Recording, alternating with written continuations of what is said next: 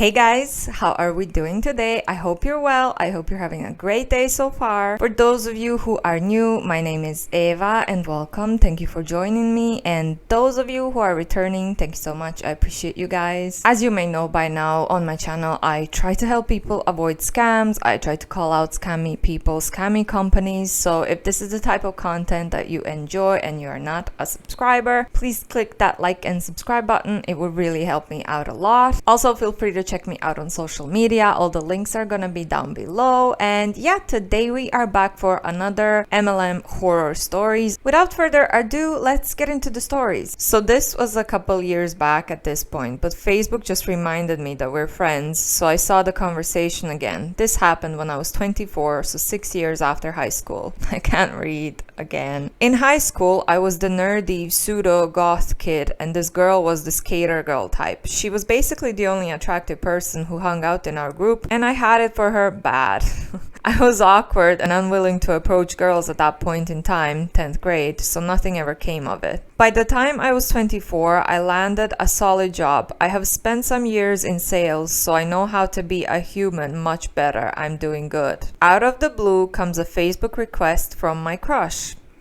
We got into the basics of what are you up to, what have you been doing with your life. I tell her I'm a sales director. Oh, director. And she tells me, same. And conversation moves on. Oh my god. Just by knowing where this story is going, you can't believe, well, I can't believe, and I assume you guys can't believe either, that she's calling herself a sales director when she's actually just scamming people in a pyramid scheme. And also, this is a very good example of how they reach out to people. This is their cold market, I guess, people that they haven't spoken to in years, people from elementary school, high school, whatever. They're just gonna reach out to everyone they know to try to pitch in the opportunity. We ramble on for a bit when she hits me with the, why did you never ask me out? Just like that, I'm that awkward kid again. My face gets hot, I start stumbling over everything, and she claims that's all adorable. She says, how about I make it easy? Would you like to take me out? Of course, I said yes. This girl was my dream back then and remained so. Oh. We set up a date for the very next evening and say our goodnights. Oh my god, this just took a turn. I thought she's just gonna try to pitch in the opportunity. I didn't actually think that she was going to try to date him to pitch the opportunity, which is just wrong on a whole different level. So I take her to the nicest steakhouse in West Texas. The average steak runs you around $85 to $100. I'm really trying to show up. Jeez, that's expensive. She arrives looking as captivating as ever and gives me the biggest hug. We sit down and talk, and it's just like old times until she busts out the shampoo question. Oh no. Okay, maybe my hair smells good and that's why she's asking what shampoo I use. Oh no, she immediately goes into the spiel that gave me flashbacks from my high school Cutco reps pitch, and before you know it, she's talking about how great an addition I'd make to her team. Not only this, but her sales director is here and would love to meet me. Oh my god, he thought he was going on a date with his dream girl. And she brought the sales director. I thought she said she was the sales director. Perfectly on cue, the guy in the table across from us filling up on bread spins around and starts explaining the structure and how if I recruit 5 people who each recruit 5 people, you get it.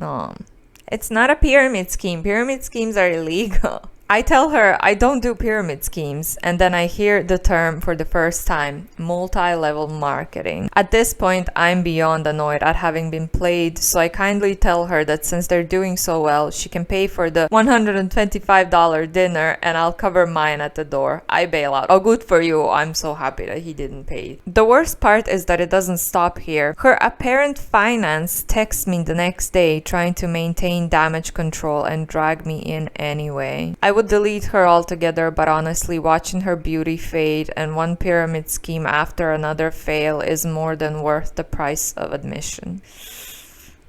Oh.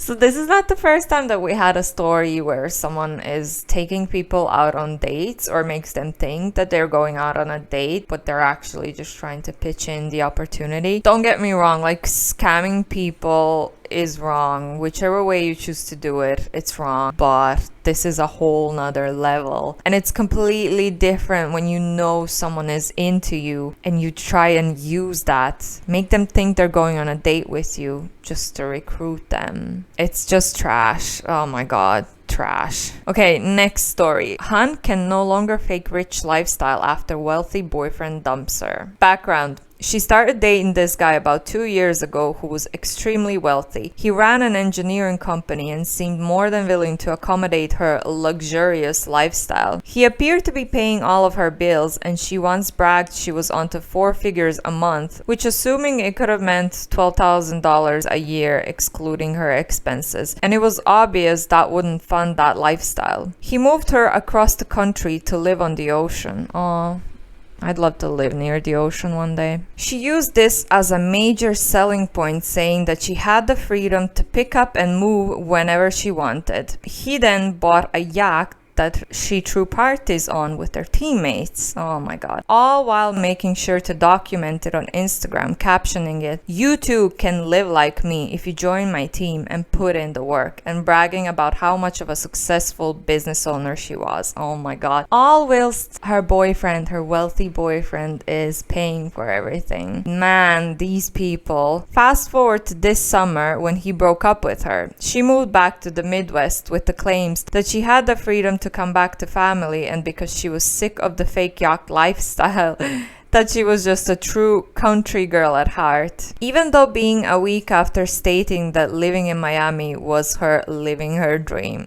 Of course. Also missing are her constant posts about the party lifestyle she used to have. She very obviously moved into her brother's house and can't afford to go out anymore. Today, she came up with a very crafted response about why she isn't going out like she used to, and cancelled her lavish birthday party she had been constantly bragging about, and even hired a professional photographer for. She went on and on to state that she realized that spending money on things like alcohol and partying was pointless because that money wasn't going to pay her bills. Side note, if she were this successful business owner, then she would have the disposable income to not be caring about bills, but her logic isn't quite there. As for the birthday party, she would have been too stressed trying to accommodate others, and it wouldn't have been true to her self-love. As soon as she started faking her lavish lifestyle, pretending it was her paying for it, it was obvious it would not last. It's been very interesting watching her lies all unraveling. So advice to any huns out there, don't brag about stuff you haven't earned. Yeah, I feel like a lot of them do that though. This is another example of the girl that I keep mentioning, the Juice Plus hun who fakes her lifestyle as well. She lives near the beach, la la la. This business allowed her to do it all, but it turned out that it was actually her mom's house. Her mom bought the house, not her. Successful MLM business, no, it was just her mom, but she was doing a great job faking it all until she kind of told on herself by herself one day. So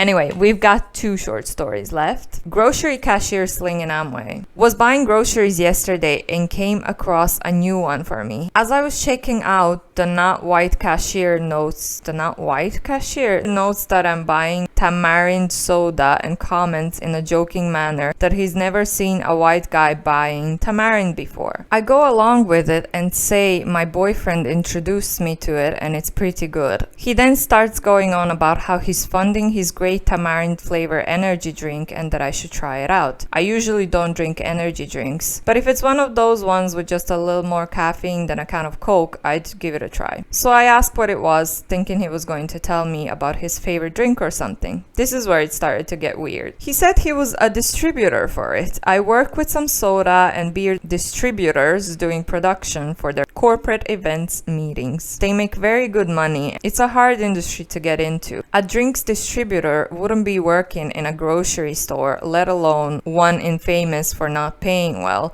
Nor would he be trying to sell it to the individual with no obvious business connections. The people who try to talk individual people into trying things out are on the road 28 weeks a year, going from large event to large event. He wouldn't tell me who made it, but I should come over to his trial event he was hosting to try it. Alarm bells going off. Then he hands me that business card that some other dupes have given me before. It's one of those budget online business card ones. No shade paid. I used one of those services when I was starting out as a freelancer. One side has an inspirational quote, the other side has just his name, a title, distribution sales representative, a website with a .au ending, and a phone number. Then he asks me for my number so he can call me if I don't call him first. Yeah, no. At this point, the transaction is over and he's holding up his line trying to pitch me. So I just say, I don't give out my personal number like that, and walk away. Good for you. Once I'm in my car, I do a quick who is search on his website, and it's just a redirect to his Amway page, of course. I knew it. I feel kinda bad that the little bit of money he's making as a cashier is going to Betsy DeVos and her ILK. Is this not like forbidden? That I know when you are working in a shop, you're not supposed to advertise anything else. That's kind of competitive. And we have another similar one. A HUN tried to sell at my workplace, and this is Herbalife. I am a nurse, and 5 months ago I was dragooned by my country's government to assist with the vaccination process. I was placed in the health center like outpatients but not attached to a hospital. This incident happened yesterday. The health center has different specialists you can visit. One of them is an oncologist who monitors patients after they had chemo or radiation therapy. Unfortunately, it's one of the most visited specialists. Yeah, that's sad. We were having a slow day on the vaccine department. That's why I was able to see what happened. This woman came in after finishing with the initial paperwork. She went straight to the oncologist's waiting room. She was carrying a Herbalife water bottle with her, which I have to admit, its design looked good and practical. She sat there waiting, listening to the people waiting, until she found the perfect opportunity. Oh my God. She inserted herself in a conversation of how chemo was affecting a patient, and after some initial small talk, she went full sales drone about how Herbalife changed her life and put her cancer in remission. I hope by now we know that the FTC banned HUNs and MLM companies of making claims like this. A lot of them are going to claim, unfortunately, that their products help with cancer, with different diseases, including COVID. When the pandemic started, a lot of them were advertising how their multi-level marketing products are helping to fight COVID, are helping to increase your immune system so that you don't get COVID and stuff like that. And this is illegal and this should be reported. So if you see someone making claims like this on social media, please report them. She was pitching to 4 people, one of them a 17-year-old girl with non-Hodgkin's lymphoma.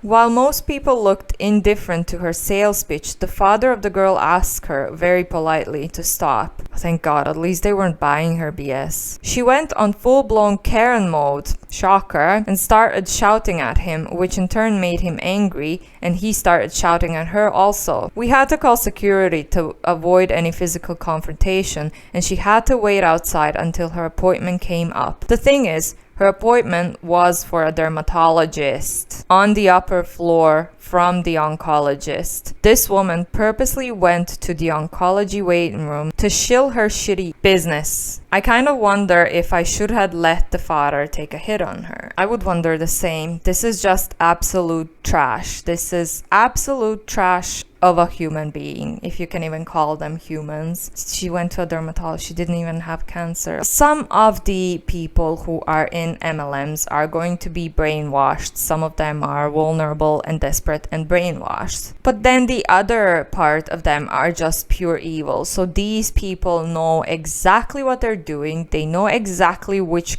kind of company they work for. They know they're scamming people. They are fully aware of what they're doing and how scammy and corrupted it is. They don't care. They're just fully going on with it. They are trying to trick people with diseases. It's just disgusting. It's absolutely disgusting. I don't even know what to say to that. Like, this one really infuriates me. She should have been banned from ever coming back to the facility, by the way. Like, if she's doing something as bad as this, just ban her from coming back. Just to try to protect other patients. I don't know. I'm sure something can be done about that. Anyway, that is all I have for you guys today. I hope you enjoyed it. Well, yeah, I hope you didn't get too triggered like I did. I'm definitely very triggered by this last story especially. But yeah, please leave me a like and subscribe to my channel for more content like this. If you are my Instagram friend, thank you so much for your continuous support. As always, I really do appreciate you guys and all the support that I'm receiving. And if you are not coming from my social media, feel free to check me out. All the links are gonna be down below. My username is evaamateja. And yeah, thank you so much for watching. See you in the next one. Bye.